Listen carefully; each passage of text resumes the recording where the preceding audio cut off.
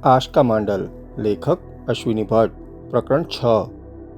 અંગ્રેજ ટુકડી નીકળી ગઈ પછી જોધાજી, શરણનો અંગત નોકર, દોડીને ભોંયરામાં ગયો. તેના ચહેરા પર હાસ્ય હતું.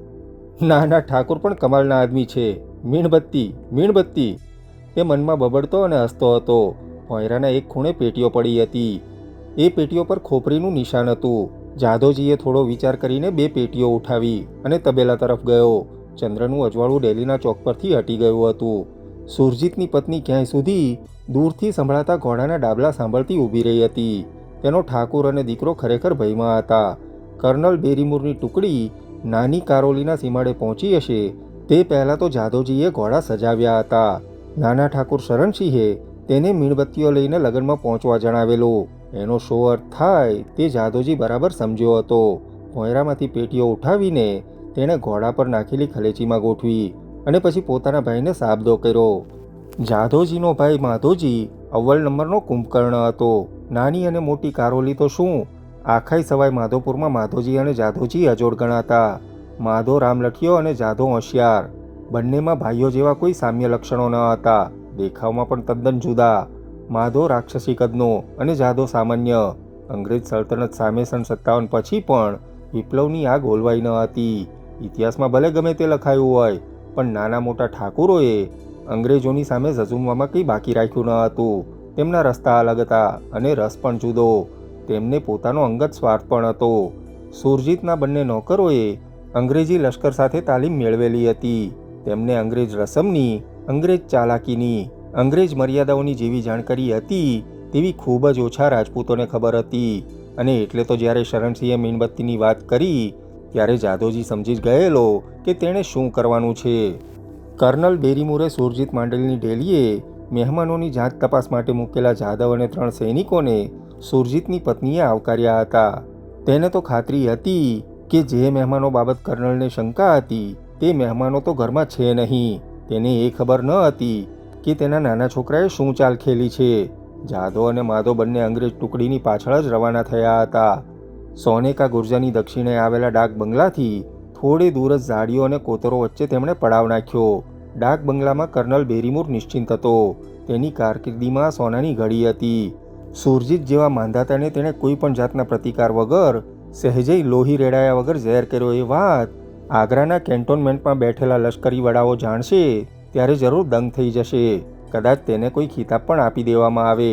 ડાક બંગલામાં 3 કમરા હતા અને કમરાને ફરતે મોટો વરંડો હતો. વરંડામાં 2 સૈનિકો બંદૂકો તૈનાત રાખીને સાબદા ઊભા હતા. થોડે દૂર નાનકડા બગીચા વચ્ચે બીજા સૈનિકો માટેના 2 તંબુઓ ખડા કરવામાં આવ્યા હતા. 30-32 ઘોડા અને થોડા ખચ્ચરો તેમને નીરવામાં આવેલું ઘાસ વાગોળતા, પગ ઠોકતા રાહતનો દમ લઈ રહ્યા હતા. ડાક બંગલાના એક કમરામાં સુરજીત અને તેના દીકરાને રખાયા અને બેરીમૂરે બાજુના કમરામાં રહેવાનું રાખ્યું હતું. આજ આખોય દિવસ રસાલો ત્યાં જ રોકાવાનો હતો. જાદવ જ્યાં સુધી નાની કરોલીમાંથી મહેમાનો બાબત માહિતી ન લાવે ત્યાં સુધી બેરીમૂરને કંઈ તકલીફ પડવાની ન હતી. વળી સુરજીત કે તેનો છોકરો ડાક બંગલામાંથી ભાગી જાય તેવી શક્યતા ન હતી. ડાક બંગલાની ચારે તરફ થોરની ઊંચી વાડ પણ હતી અને એવી વાડ હોય કે ન હોય, પણ આટલા સૈનિકો વચ્ચેથી ભાગવાનો વિચાર કોઈ પાગલ પણ કરે નહીં. જાદવે સવારના સુરજીત ઠાકુરના ઘરની મહેમાનગત માણી હતી. 57ના લગભગ બધા જ ભાગેડું મુસલમાનો, ઠાકોરો અને મરાઠાઓને જાદવ ઓળખતો હતો. ઓળખતો એટલે કે મોટાભાગના ચહેરાઓથી તે પરિચિત હતો. પરિણામે નાના સાહેબ કે ગંગાધર પુરોહિત વગેરે વિપ્લવવાદીઓ સુરજીતની હવેલીમાં હોય તો જાદવ તેમને ઓળખ્યા વગર રહે નહીં. સવારના ઉક્કા પાણી વખતે જ જાદવે પોતાની તલાશનું કામ આરંભી દીધું.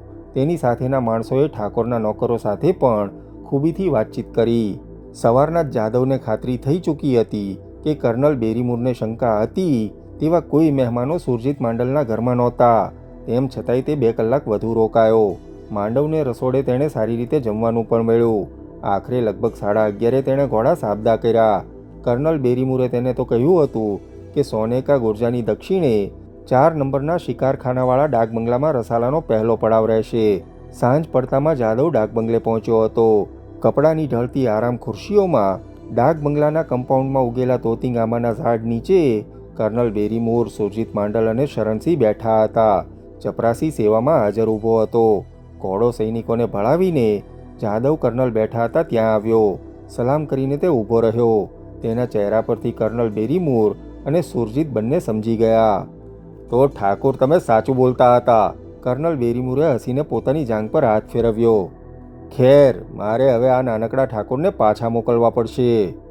કર્નલ, મને ઠાકોર નહીં કહેશો તો ચાલશે, પણ મને નાનકડો કહેવાની જરૂર નથી.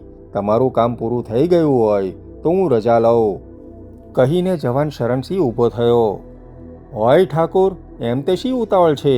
તમને ઘર સુધી પહોંચાડવા હું માણસ મોકલું છું.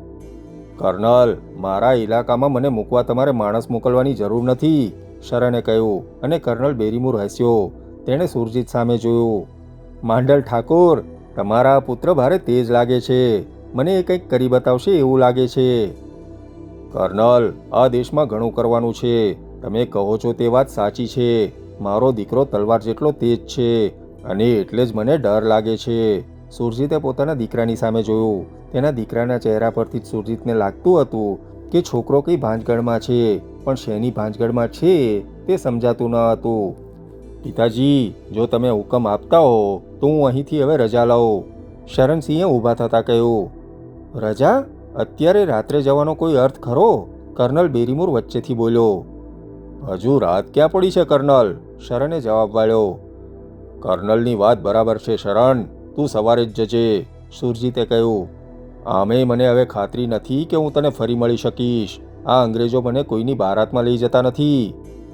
અરર ઠાકોર, આવું બોલવાની કોઈ જરૂરત નથી. અમે અંગ્રેજો કાયદાની વિરુદ્ધ કશું કરતા નથી. તમારે માટે એ જ શિરસ્તો અપનાવશે, કર્નલે કહ્યું. તેને પોતાને તો ખાતરી હતી કે સુરજીત માંડલનો અંજામ કાં તો ફાંસીને માચડે આવશે યા તો આંદામાનમાં આવશે. ગમે તેમ પણ હવે પછીની જિંદગીના વર્ષો માંડલ ઠાકોરને ખૂબ જ યાતનામાં ગુજારવાના રહેશે. તે દિવસની સાંજ બેરીમૂરે ડાયરી લખવામાં અને વિસ્કી પીવામાં ગાળી હતી, જ્યારે સુરજીતસિંહ માંડલ અને શરણસિંહે લગભગ એકલા બેસીને વાતો કરવામાં ગાળી હતી. રાત્રે 8 વાગે વાળું કરીને સૌ પરવાર્યા હતા અને આખા વિસ્તારમાં સોપો પડી ગયો હતો. કેવળ ઘોડાઓના પગનો ખડખડાટ અને જંગલમાં થતા રાત્રિના અવાજો એ શાંતિમાં ભંગ પાડતા હતા. 10 વાગતામાં તો સોનેકા ગુર્જાના ઘનઘોર જંગલમાં રાત જામી પડી. ક્યારેક પાંખ ફફડાવીને ઝબકી જતા પંખીઓ અને દૂર દૂરથી ચિત્તાના હુંકારાઓ સંભળાતા, અને વરંડામાં ઊભેલો સંતરી ઝોકા ખાતો જાગી જતો. ડાક બંગલાથી થોડે જ દૂર જાધવજી અને આખલા જેવો તેનો ભાઈ માધવ પણ ખાઈ પીને પરવાર્યા હતા. પોતે જ્યાં કેમ્પ નાખ્યો હતો ત્યાંથી થોડે દૂર તેમણે ઘોડા બાંધ્યા હતા. મીણબત્તીઓની પેટીઓ ખોલીને તેમણે બધું ચકાસી જોયું હતું. 8 ઇંચ લાંબી ટેટા જેવી એ મીણબત્તીઓ ન હતી, પણ ડાયનેમાઇટ સ્ટિક્સ હતી. કાનપુરમાં અંગ્રેજ કોન્ટોમેન્ટના શસ્ત્રાગારમાંથી આવેલી એ ડાયનામાઇટ સ્ટિક આજે સુરજીતસિંહના કુટુંબ માટે નિર્ણયાત્મક ભાગ ભજવવાની હતી. તૈયાર જાધો, કેટલી વાર? માધવજીએ અકળાઈને પૂછ્યું. તું મને ખલેલ ન પહોંચાડ. દરેક કામ ધીરજથી જ થવું જોઈએ, સમજો? હવે મેં તને સમજાવ્યું ને કે તારે શું કરવાનું છે? જાદવજીએ પૂછ્યું. જો ભાઈ, વારંવાર પૂછીશ ને તો હું ભૂલી જઈશ. તું જલ્દી કરે તો કામ પતાવીને હું થોડી ઊંઘ ખેંચી લઉં. માધવ પણ અસલ આદમી હતો. તને અત્યારે ઊંઘવાનું મન થાય છે? ચાલ ઊભો થા અને આ થેલો ખભે ભરાવ, જાદવજીએ હુકમ આપ્યો. હાથમાં રાઇફલો, એક ખભે કારતૂસના આરડા અને બીજે ખભે ડાયનામાઇટ્સના થેલા લઈને બંને ચાલી નીકળ્યા. 7-8 મિનિટમાં જ બંને ડાક બંગલાની નજીક પહોંચ્યા. દૂરથી તેમને ઘોર અંધકારની વચ્ચે ડાક બંગલાના વરંડામાં લટકતું લાલટેન દેખાતું હતું. એક કમરામાંથી થોડું અજવાળું આવતું હતું અને બીજા કમરામાં અંધકાર હતો. ખૂબ જ ચૂપકીદીથી જાળીઓની ભીતરમાંથી સાચવીને રસ્તો કરતા બંને ભાઈઓ આગળ વધ્યા. ડાક બંગલાના કમ્પાઉન્ડના ઝાપા પર આગળો વાગેલો હતો, પણ ડાક બંગલો ત્યાંથી સારો એવો દૂર હતો.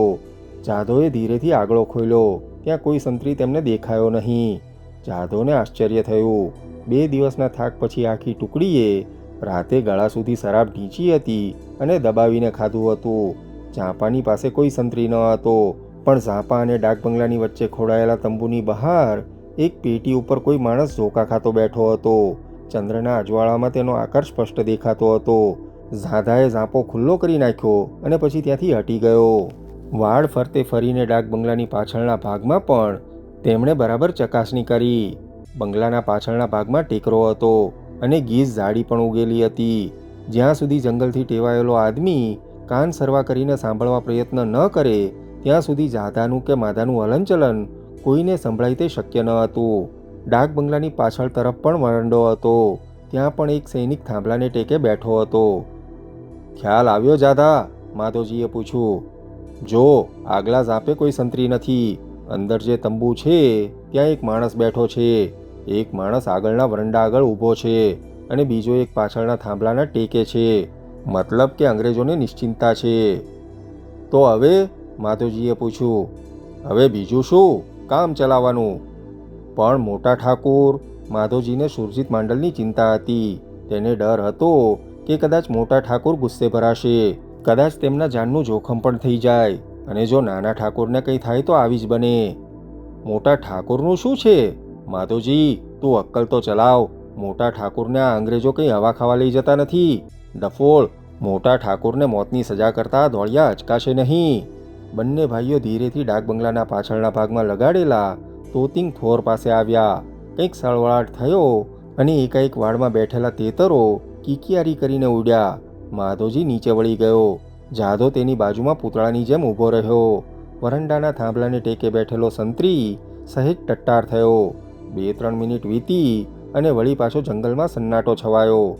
જાધાએ ચાકુ કાઢીને એક મોટા થોરનું થળિયું કાપ્યું. થોર ઝૂકી ગયો. જાધાએ સાચવીને થોરને ખભે લીધો અને જેમ જેમ થોરિયો ઝૂકતો ગયો તેમ તેમ તે પણ જમીન ભણી વળતો ગયો. બિલકુલ અવાજ ન થાય તેમ તેણે થોરને આડો પાડી દીધો. માધવજી, હું અવાજ કરું પછી જ તું અહીંથી ઘૂસજે. મોટે ભાગે કર્નલ અંધારાવાળા કમરામાં નહીં હોય. જેમાં બત્તી બળે છે એ કમરામાં કર્નલ હશે.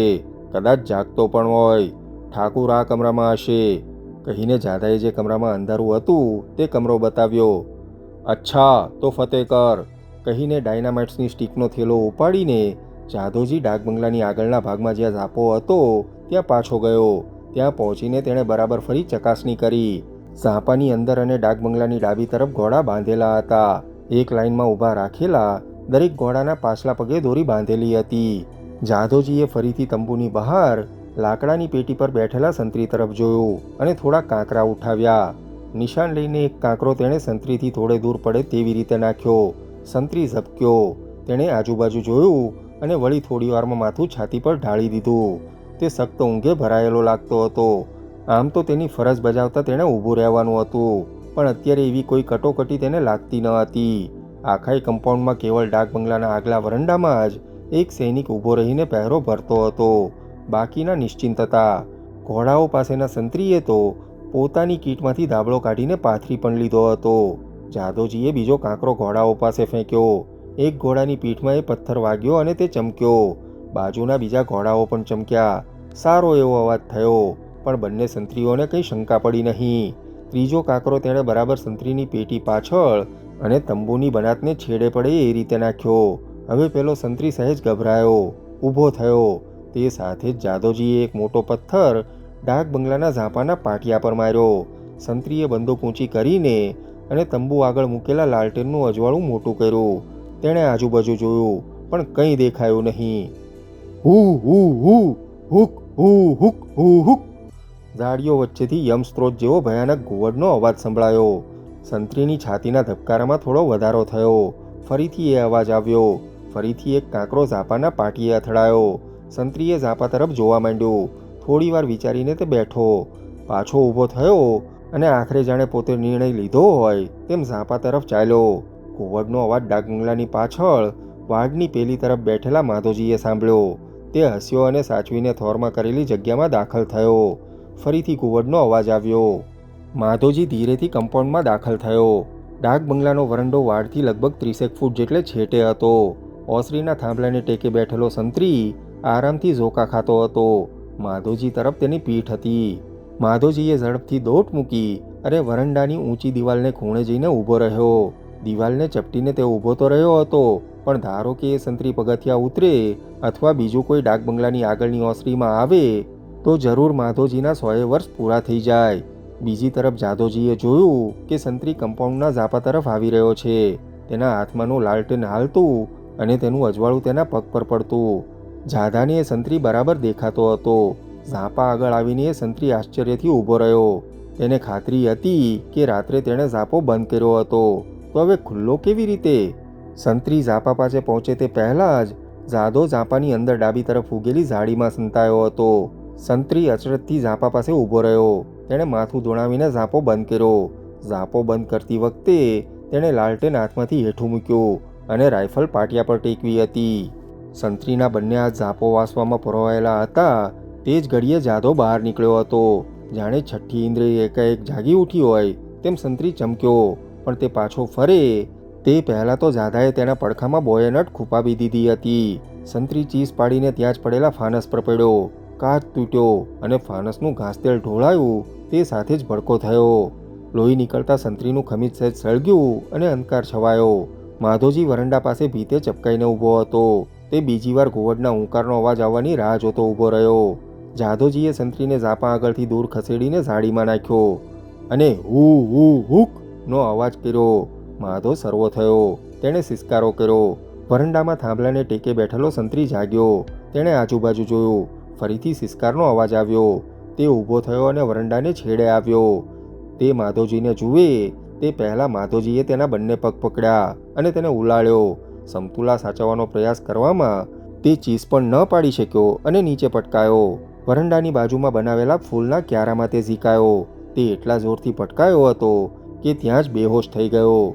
બરાબર 5મી મિનિટે ડાક બંગલાના તંબુ આગળ ડાયનેમાઇટ્સની સ્ટીક ઝીકાવા માંડી હતી.